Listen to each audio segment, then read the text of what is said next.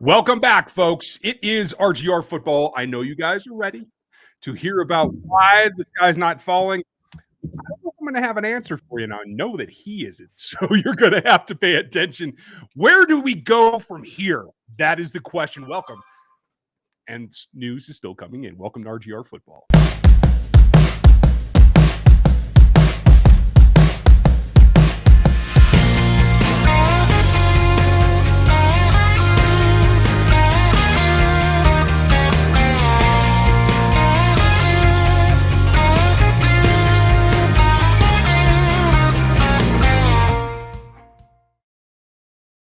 Welcome back, and this is where I mute notifications. Right. It's still coming in. Apologies, folks. We're a little late starting tonight. My daughter's volleyball game, playoff game, went into full 5 sets and that kind of thing, so we are a little bit late. We'll get into this. This is our notes. I know you guys have questions. We're going to try to answer some of them, but tomorrow night is the Q&A, so that'll be the night for literally answering everything. Yeah. We have plenty to get off of our chests, I'm sure.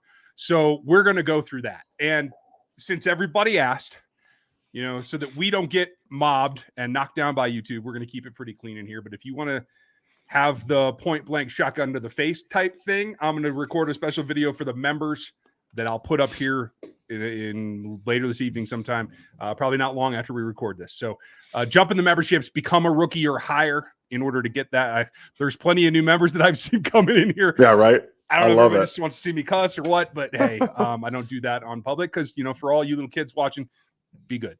I'm just saying. There's plenty to it. We are going to answer your super chats, and I appreciate it. I think I missed some already, but Travis, I do see yours. Thank you very much. You guys are awesome, and we could all use each other's support today. Not necessarily monetarily, but emotionally. I know that it's tough. More so emotionally than anything. I'm going to have to drown a little bit out right now. Are you drinking already? Oh, all right. He's starting early. All right. I will be doing that for the members show here in a bit. And folks, I don't have the members only stream set up, so it is going to be recorded. Then I'll get it out to you as soon as possible. Others that I saw, thank you, Stevie, for the super chat from before, as well as Ronaldo. Delcom, I haven't seen one from you before, Ronaldo, so welcome and thank you. I didn't see a comment. Travis's, okay, Tristan just put one in. We're going to get to those, you guys. But off the top, let me just say, and I'm gonna have a special on the Locked On NFL and the Locked On Today. I'm basically doing all the shows all night long. That should be fun. The gist would all come down to this, and you guys will hear it from me first. It's okay at this point to press the panic button. There are things that need to be adjusted. There are changes that need to be made because you are on the verge of wasting a golden ticket year of Patrick Mahomes' career if you don't figure your blank out.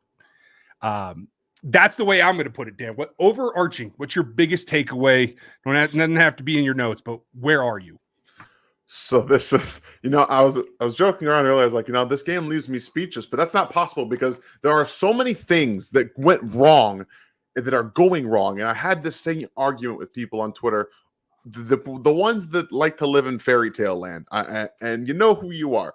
So there's a big problem with the discrepancy that, yes, the turnovers are eventually going to level out. The problem is they're not right now, okay? You can dream about it happening eventually all you want to. It's not happening. So you can't live in the world where that doesn't exist until it actually doesn't exist. This offense turns the ball over at the highest rate in the NFL. That every single game, 3 or more turnovers the last 3 or 4 times. So, and then the fact of the matter is, even though I say that the Chiefs defense, survived the everything else out of Derrick Henry, they did what they should have done against Derrick Henry, and they survived. Okay, they didn't do a great job early in the game, but that should have been going back and forth. In my opinion, should have been enough. Right? There's no excuse with the way that the Titans had injuries at every single level, and one of the things that got my blood boiling was the Titans had essentially had practice squad offensive line all game, rotating guys from the practice squad in all week, and guess what? Didn't matter. Didn't matter. Saffold played what? Happening. 6 snaps in a row. A lot of it has to do with. Sorry. Yeah, that was it. And they were just rotating guys in, and then you have coverages open on the back end over the middle of the field. constantly. It's almost like the Titans do this on a regular basis, and you think you'd have a game plan for having some play action passes open over the middle of the field. No, not even one. And as bad as it was on everywhere, there is one guy who I'm going to shout out, because Nick Bolton absolutely answered the call against the run in this game. He was everything you want. Like, you remember that we all remember the Titans game in the playoffs where they were talking smoke and like talking smack, and they backed it up. Nick Bolton was the only guy that said, "Yeah, I'm gonna back it up." Not one other person came to play. Well, I won't say not one. I won't say not one. There's a couple, Yeah, but I'm glad you went positive, because right, this is the best game from Nick Bolton, period, that we've seen. Period. Amazing what happens when you actually play him at his position in the middle. Yep. We and must having be trigger downhill I with don't know what's instincts. going on. Right? This is what he does. Yeah. And the nice thing is, folks, that's a glimpse of the future. So, I'll stop talking over here. Let me see. I'll hit a couple of these and we'll see if I can get back on track. Tristan, is Patrick part of the problem? He's not part of the solution when he still makes these mistakes, not securing the ball, throwing the ball. But it's not all him. So I can't say that he is the problem. No, it's just that he's not the Band-Aid that he usually is, in my opinion. Yeah. Right now, it's a collective issue, but you're right. He's not covering things up. And a lot of it has to do with he has zero trust in that offensive line. He's got none. And it shows every time. He bails immediately. He doesn't try to hold in, specifically on the very first drive. I just rewatched it again. When he's dropping to 10 yards back, and he knows he's dropping the 10 yards back, Orlando Brown can't keep up with the Bud Dupree. He can't. And you know it. But you want to know what happens? It creates this giant gap on the left side of the offensive line that Mahomes needs to step up into. What does he do? He bails right into Bud Dupree, who's just coming around the edge. So, yeah, he did at least two other times with Landry as well. And exactly. And I have that up and down my notes as well. So we saw the same thing there. And Orlando had a bad day. Yeah, he did. Bad day. I said a rough day on Twitter. He had a bad day. He's got to figure that out, because they're going to continue to speed rush him all day long, every day, until he figures that out, or Andy gets off of his stump and gives him some help. That's just got to be what it is. Can he handle power? Can he handle Garrett? Sure. Hey, they got 2 games of Von Miller coming, folks. If Von's ankle is right and he can actually get off the ball like he normally does, this is not a contest at this point. He needs a chip. He needs a tight end. He needs something at this point to get right. You have to. And the worst thing that I saw again, the first drive, 3rd and 7 or whatever it is. It's 3rd and 7 on the first drive. And they straight played up 2-man under. They played two deep safeties and man coverage underneath it. And everything was a vertical release. Every single thing. All run forward and wait. Like Mahomes has to get the ball out, because they're going to send a guy that kept running him around the edge, and they're making Mahomes have to read plays that are too long developing. Again, as soon as they get behind the sticks, not even like trying to do stuff. Like the first couple plays, they got to the flat. Yeah, they ran the ball a little bit. But as soon as that BS penalty happened, by the way, that BS penalty offsides on Tooney was not. The dude clearly made him jump offsides, or he did that. As soon as they got behind, they pushed the ball down the field. And this has happened in every single game. They press, and they continuously try to get the ball down the field when they need to matriculate it. It's open in the flats. If you're going to run trips to one side and they're going to run man coverage, you have to have in breaks, you have to have out breaks, you have to have a guy coming in the flat. You have to. And they're not doing it. Yeah, that's the hard part. I'm going to try to pull it up here and show it on screen if I can. It's okay, Dan. Deep breaths. It's all right. I'm just going to show this window real quick, because I want you guys to see what Dan's talking about. Because visually, I think it helps to see the target map. I am definitely keen on that. So let me bring that up and we'll share that here. So this, I can even zoom this in a little bit. This is Patrick's target map. And this is the thing. When you have 2 high shell that is responsible for a half here and a half here, the goal is to throw the ball here. Yep. Not here, not here, not here, but here. And they didn't do it enough. They don't do it. And I quite frankly am astonished as to why not. Let's look at Travis's routes, because this stood out to me. This is another thing that's in my notes. Where are they? Is there anything attacking the middle of the field against two deep safeties? No. One. This is ridiculous. And it is, and I feel personally that it's stubbornness. You guys will hear more about this here later, that it is wanting to make sure that you maintain the offense that you bring, that you're going to be you. And that works to a certain extent as long as you can stress the guys that you're trying to stress. You're not stressing safeties by not running at them. That doesn't work. And this is, I think, the problem that needs to be solved in order for them to be successful. Until it is, they won't be. It's just flat out. Yeah, they keep trying to bang their head against the wall. Yeah. And Brendan, you lead me right into that. The nonchalantness, I think, is because, well, if you followed Andy through his career, you're not going to get fire from him. No, he's not a guy that's going to blow up on the podium. But there is a certain part that is like nonchalant because he's seen his team bail themselves out over and over and over and over by being themselves, and eventually it works. And I think, honestly, that's what he's waiting for. That's what it feels like he's waiting for to me, Dan. Am I wrong? I just don't see it, man. I think that the guys that they brought in, the only one that really does light some fire is Matthew for a little bit here and there. But Frank Clark, Frank Clark has checked out, folks. He's checked out.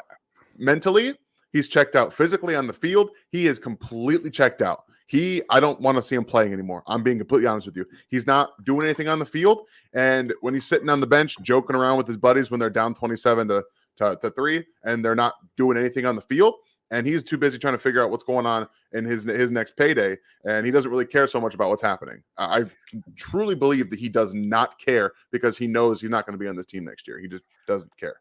Could be. I can't speak to his attitude, but I agree with you. Watching somebody chuckle on the sidelines on the bench there at the end of the game pisses me off.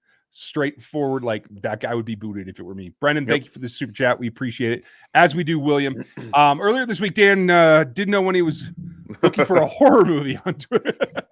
You're not wrong. That's what happens. This one was even worse than the Bills game that I was joking about too. Like, I know, right? It was so bad. Justin Jones, welcome to the memberships. There's a lot more than just me raving, which you guys will get a little taste of.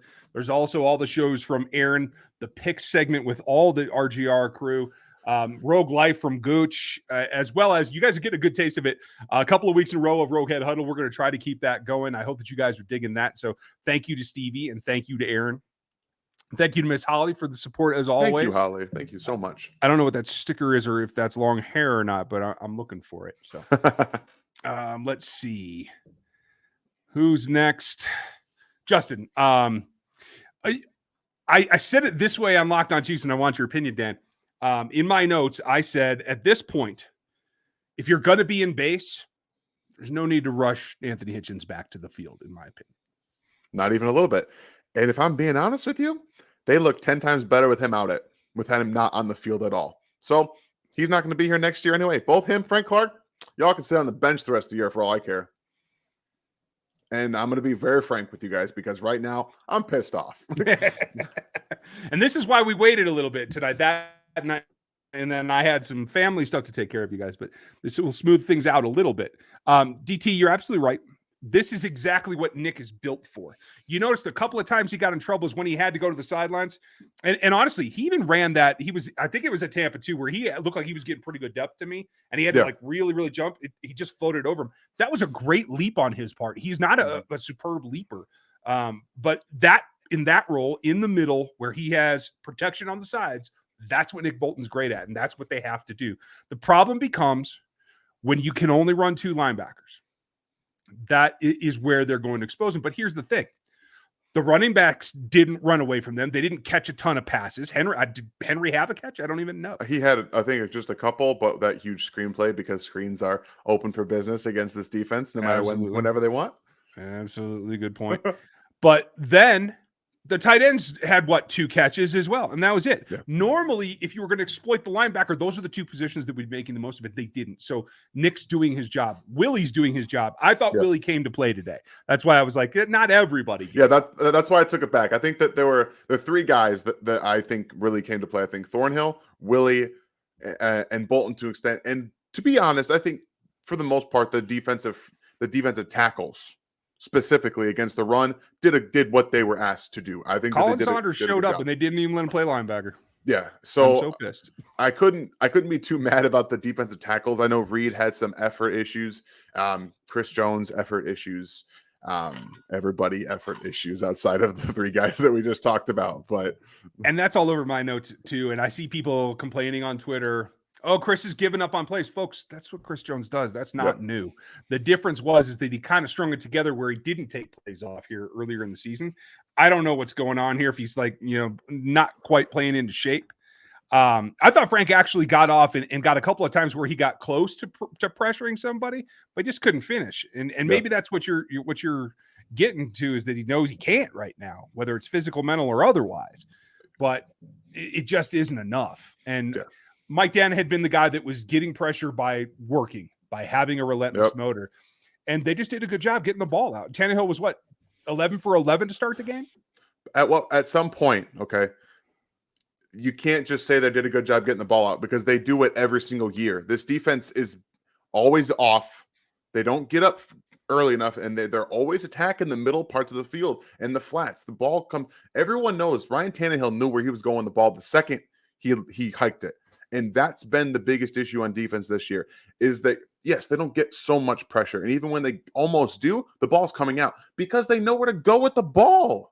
Every single time. There was multiple times where a guy lines up in the slot, and then fortunately they have to roll Thornhill over the top, and there's 15 yards, and Tannehill's like, okay, there you go. Boom. 10, 15 yards. It's just so simple. Well, and the Tannehill running thing. Spags literally talked about it in his presser this week. Hey, we got to watch him. We can't get distracted by 22. It broke down again. And there was again, at some point, you have to have enough depth, and that's the problem right now. Is there were times where they had to take Willie and Bolton off the field, and you had Neiman and Sorensen out there. Again, same result. It's not going to change itself, folks. And I know, who was it that the last super chat? Thank you. I appreciate that, DT.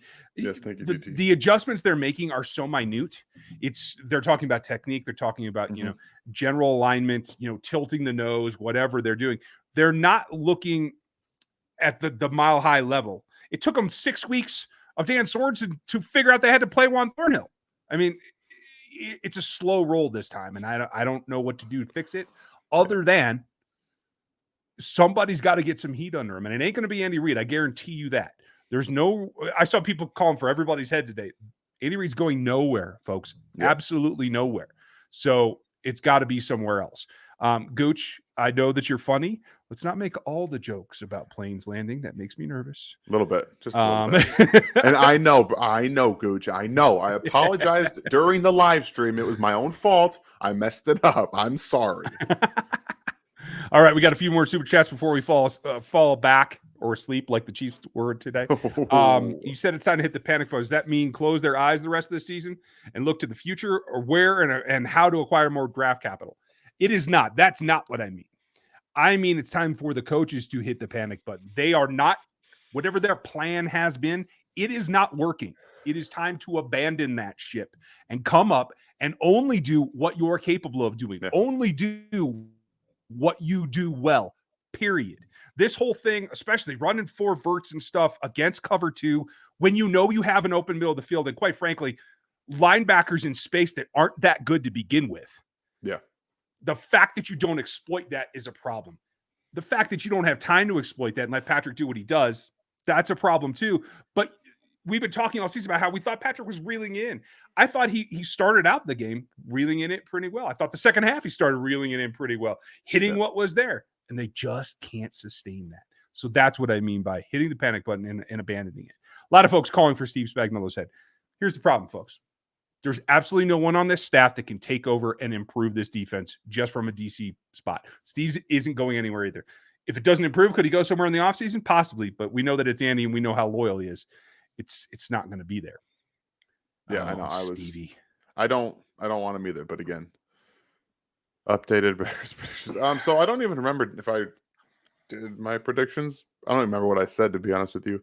I was 14-3. I think you were a little more optimistic. I think 13-5. No, I don't think I went.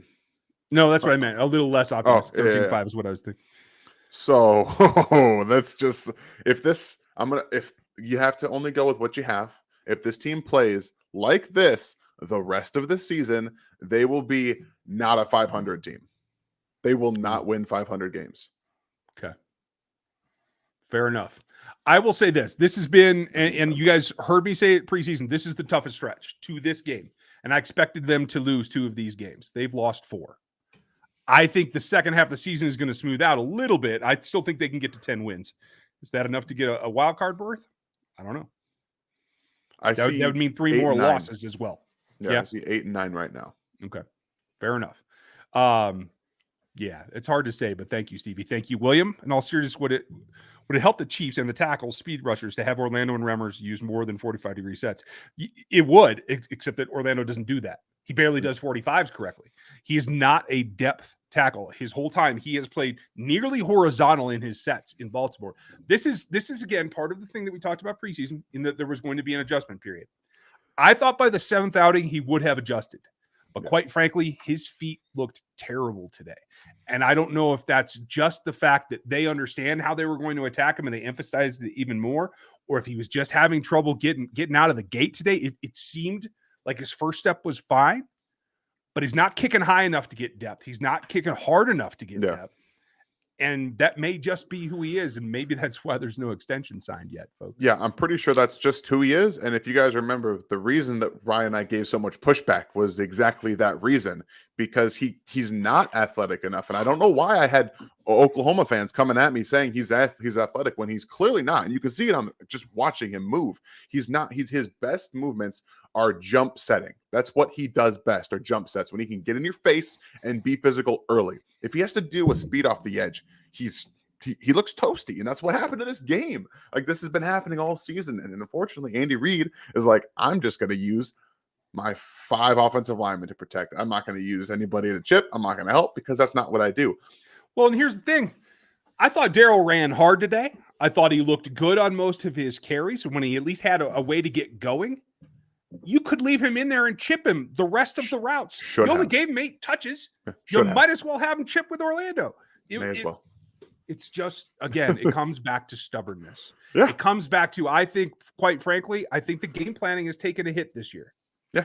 And I don't know what that is. I don't know what it is, but they're all just kind of saying, look, this is it. This is our playbook. We don't want to do anything else, and we won't. It's not even that, because the playbook has plenty of stuff to attack the middle against 2 high safeties. But they're not using it. That's what I'm saying. Like, it's in there, but they're not calling it. That's on Andy and Eric. It also is the fact that you'd hope that the line would come together by now. Yeah. It looked way better in the first 5 weeks of the season than it has since the Bills game. I was a little surprised. I thought it was the injury that they replaced Niang. I think clearly today Trey had a rough day as well. I don't know what that is. I'll have to see the 22, but I'm not so sure that Niang was the problem. And that's the fix that you tried to put in. Yeah, it's not. It's because they traded for a left tackle who's not going to be the left tackle of the future. If I'm being as honest as I can with you guys, there is a reason that they traded for him and did not extend him immediately. They needed to see him in the offense. And unfortunately, they have now put draft capital into this position without signing him to extension. And right now, you cannot sign him to an extension. You can't, because you're going to pay him $20+ million, and he's going to be a liability. That's the only thing. If you're Brett Veach, you're going, okay, I'll extend you, but now it's 14. And can you get that done? I don't know. Is it worth it? I don't know. It is, again, only 7 games at this point, folks. We have 10 contests left to figure this out.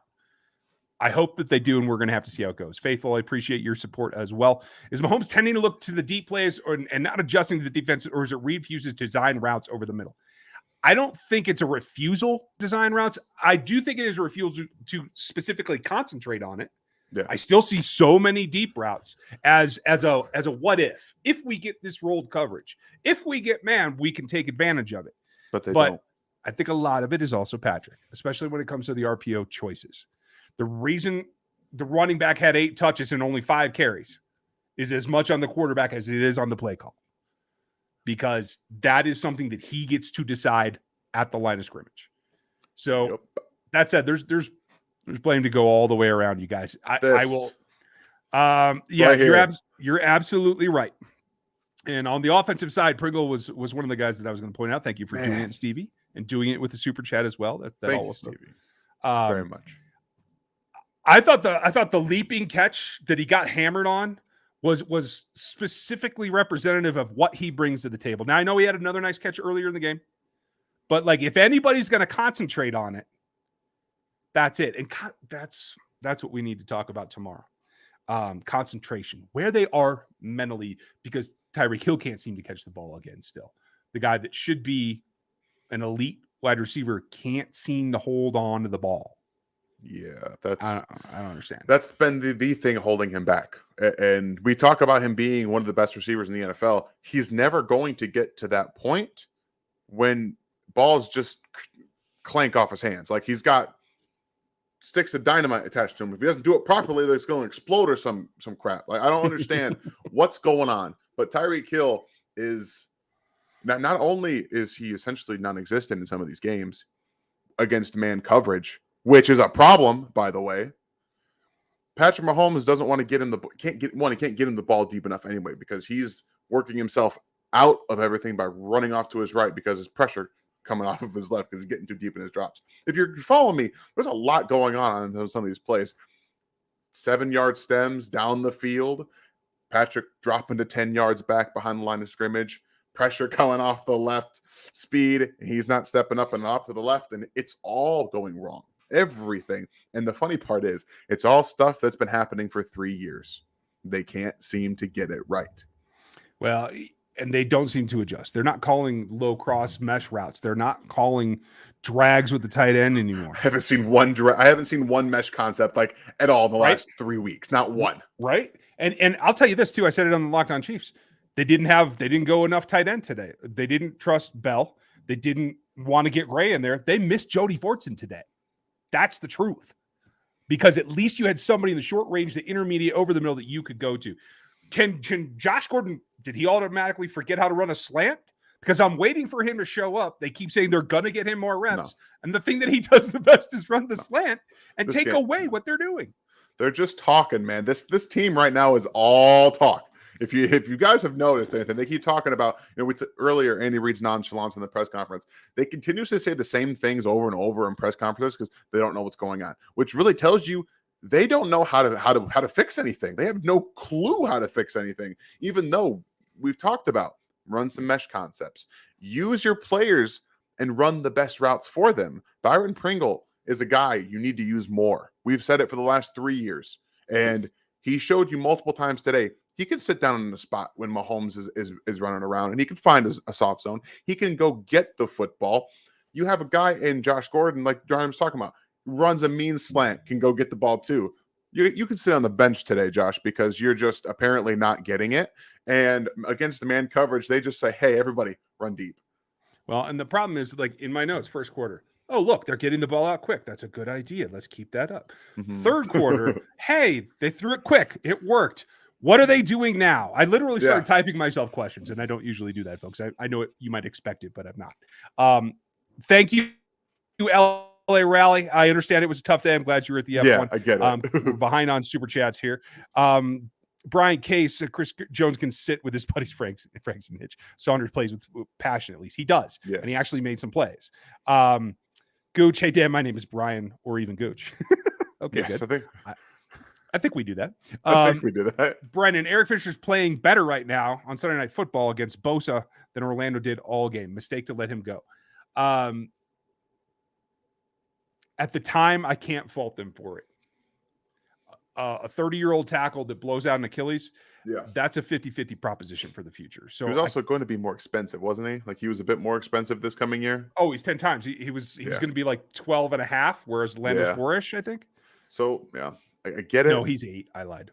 Oh, yeah. Well, so Eric Fisher has been warming slightly. He's been awful in the run. Like he's been very bad in run performance, but he's getting a little bit better at his pass protection again. But he's an athlete.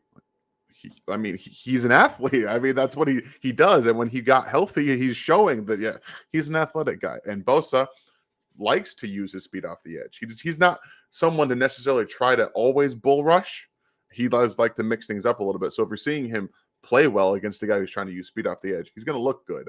And when you just look at Orlando Brown going against a guy who only wants to use speed off the edge and Bud Dupree, it's not going to look so good. And Bud Dupree isn't that good, you guys. He's just not. He's so fast. He is quick. That's his one thing. Jonathan, thank you for the super chat. There's no character limit in the comments. I do believe you can go on as long as you like. I can't guarantee that I'll answer it. Not tonight. Tomorrow night is the full Q&A. If you're new, like, sub, hit the bell right now before I forget to tell you that. We got to get through a few more because I'm falling way behind. DT, never use the Sutton word with me. Never, ever, ever. But I understand where you're coming from. That said, too, folks, Rex Ryan is not the answer right now. He cannot walk into this building tomorrow and fix stuff. We can talk about the offseason, but Rex is not the answer today. Right now, it's all it's going to be because Spags is going to finish this year. Like I've already assumed that that's going to happen. But I'm telling you right now, if this continues to happen, Steve Spagnuolo should be fired.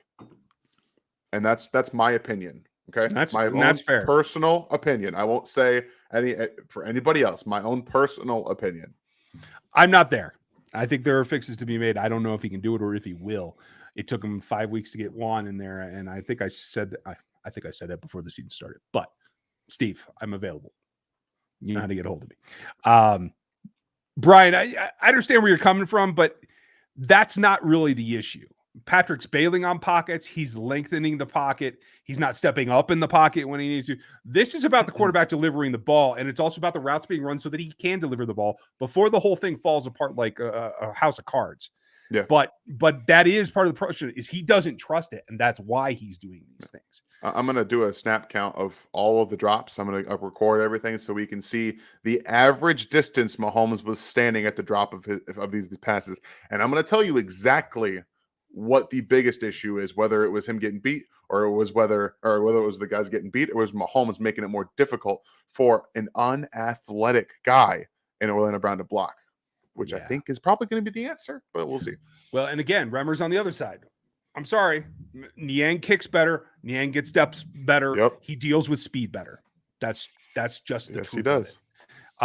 Eric, thank you for the super chat. I don't know if it's complacent or if it's a fog of confidence in what your quarterback generally covers up in your own shortcomings. It's also the fact they have not gotten that line to work together yet. I'm not sure why they made that change. Maybe it is that Lucas isn't ready. He's not healthy enough. I don't know, but they need to figure that out fast, because if Patrick can't sit there, hit his 5 steps at most, 3 preferably at 2.5 seconds to get the ball out, this is never going to change. You got to help those guys help themselves. And quite frankly, you got to help the defense. The defense is exactly. It's bad, but it's not all on them when they have to play what? Was it 22 minutes of the first half they were on the field? Yeah, this game, like specifically, I'm not as mad at the defense as I am at the offense. Like there's a lot of issues that have stemmed from the defense, but the offense just didn't show up today. And up until today, the offense has been showing up. They've been moving the ball, and then they've been turning it over. Today, they didn't move the ball. They turned it over, and they just had nothing. There was nothing to hang their hats on except for Byron Pringle. Byron Pringle was the only guy on offense that was like, hey, you could kind of hang your hat on that. And he showed out when he was throwing the ball. So, I mean, they couldn't do anything. And it feels like when one thing almost kind of gets figured out, and that they thought last week they had some things figured out moving forward, I still think that the defense played relatively well in this game in terms of the overarching collective of what this defense is. And the offense just said, okay, you guys have to score all the points today. I mean, they accomplished job number 1. They limited Derrick Henry enough to beat them. I don't understand how they allow AJ Brown and Julio to look like maybe the best they've ever looked. I don't understand why Hughes got on the field as much as he did. Fenton will give up plays, but he's nowhere near. You have to have him on that field against sizable receivers like that. There's no excuse for that. Yep. My boy Snead did not look great today either. No. And I don't know if it's technique. I don't know what it is. There's something like if it were tackling, I would say that they don't have enough time to do that. They clearly emphasized the run this week, and they were able to do it, but it's whack-a-mole. They can't seem to do everything every week enough to get wins, and that's the problem. Jake, you're absolutely right. Pringle, Darrell, Bolton, I would put Juan in there. And not to leave Tyron out, I thought Tyron gave good effort. I didn't see him blow any plays. He didn't obviously make any plays. It's just not enough. When the front four can't get any pressure, I thought they should have blitzed Bolton a little bit more. They should have blitzed Willie a little bit more. I thought Willie played decent. He gave up a couple. Again, like I said, he's never going to be perfect, at least not yet. But I think he more than made it. I thought it was a plus game for Willie. Let me put it that way. The interception definitely helped. He was able to keep his eyes, on Tannehill and kind of read that. So that was nice to see. Miss Holly, thank you very much. Thank you so much. Appreciate the support. That's what I observed earlier. They keep talking about the same things over and over and over without getting a lot of tangible evidence for the changes being made. In my opinion, I'd rather they pull a Belichick and say little rather than repeating canned responses. I can completely agree with you, especially it'd be one thing if it was canned responses and you were getting something done on the field, but you're not. And again, I just come back. The overall arching word for me is stubborn. It's just what it is. And I saw a couple of these in here. Dorian can't play the game. Dorian's not the answer, you guys. He cannot play the game to a specific level enough because they'll either target or run at him all day long if he's on the field. The only thing he can do at this point is spy. If he had gotten into the secondary rather than still competing as a linebacker, that might have changed things for him. I said that years ago, and nobody wanted to listen to me then. We'll see if they ever listen to me ever. No, he's going to be a special teams guy the rest of his career. Yeah, probably. Okay, one more super chat, and I think we're caught up. And then we can wrap it up with final thoughts or movement forward. So is Hill not able to catch short passes with his hands and only catch it with his body? Why is he having so many drops? I'll tell you why. Talk to me, Goose. Tyreek is, as much as he's a great player, he's still all about the big play. Okay? Every time he catches the ball, head snaps. Okay? He's looking to try to find guys around him. It's not a bad thing when you're trying to not get hit from the side and things like that. It's a bad thing when you're not looking the ball into your hands. And this happens all the time. He does not look the ball into his hands. He also does, tries to catch it in his body too much. And that just relies on the ball hitting your body and then you're like closing on it. You can catch it and concentrate it with your hands and look it in. And sometimes you're going to get hit right after. You have to just accept it. But for me, I see Tyreek trying to catch it, jump backwards, and then make plays going forward. And for me, that's what I'm seeing with his playing. He's trying to make things happen after the catch before he's caught the ball. Yeah, I mean, it's an old story. And generally, he does that fine because that's part of how he avoids first contact, is able to get extra yards. For some reason, it's not working now. And I don't understand why. Sean, I hope you guys caught Sean's piece. I didn't get it uploaded. We had a tech issue again, but I got it up by halftime. If you guys didn't see it, that's the problem. Is fire isn't the. I think Travis Kelce has enough fire for everybody. It's the lack of response. It's the lack of adjustment to that. Let's just get everything shored up. Let's just be fast with everything. You want to pitch the ball in the run game? Fine, do it. Hit it fast. You want to run slants? Hit them fast. They're not getting the ball out on tempo, and it's partly on Patrick that it continues and continues and continues to be getting longer and longer in the play every single time. I know that a lot of people don't like Tom Brady, but if there's one thing that Tom Brady that I think Patrick needs a little bit of, it's that get on your team sometimes. Tom Brady is never going to go out, never going to not go after somebody if he thinks that they screwed up. I don't see Patrick do that. Okay. I know sometimes he can kind of, say, you do this. No, pull him aside, go do what you got to do. But I don't see Patrick getting enough fire. I don't see him getting upset enough. And as much as we don't want them to just be an upset group of people, I think the leader of your entire team, when he's not showing that he's fed up, for me, that shows a little bit less fire when you need that kind of injection sometimes. And I don't think that Patrick's done that enough. Sometimes he relies more on the big play to do that and say, look, we can get this going this way. But when things aren't going your way and they haven't ever had this issue, they've never had to see this before. I'd like to see Patrick be a little bit more aggressive in the way that he addresses people and make his points more specifically known, whether that's just kind of being a bit more in the moment and sometimes coming offhanded about it. I think sometimes you need it. Yeah, that's just the way that it is. At the same time, all this aside, a couple of things that can fix this. We've seen them defend the pass well in some games. We've seen them defend the run well today. They put it together, they're going to be all right. If you just limit the turnovers and stop pressing downfield on offense, you're going to be all right. If they can do that, they can still right this thing and get on the positive side and still look at a playoff berth.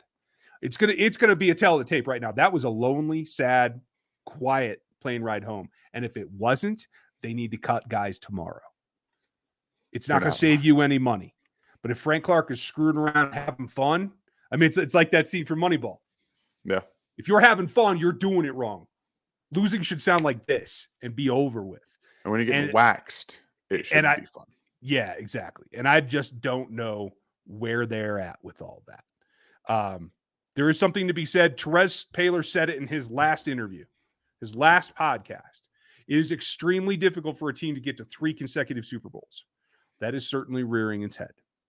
And you could say that it's fatigue. They have played a really high number of games in the last 2 seasons, but it's got to go back to basics. It's got to go back to catching, to watching the ball in, to completing your block, to making sure that you're moving your hips with the guy you're covering and not grabbing on because you let him get around you.